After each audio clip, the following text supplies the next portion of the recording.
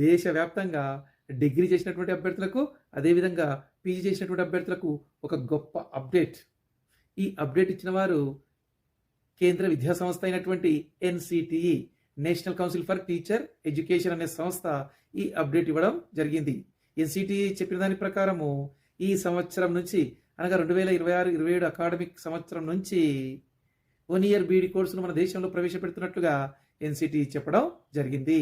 ఈ నిర్ణయాన్ని ఎన్ఈపిలో భాగంగా, అనగా నేషనల్ ఎడ్యుకేషన్ పాలసీ 2020లో భాగంగా తీసుకున్నట్లుగా కూడా ఎన్సిటిఈ చెప్పడం జరిగింది.